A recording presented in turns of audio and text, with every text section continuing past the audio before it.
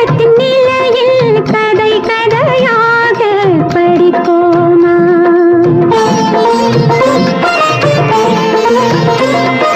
பௌர்ணமி நிலவில் பனி விழும் இரவில், பௌர்ணமி நிலவில் பனி விழும் இரவில் கடற்கரை மழை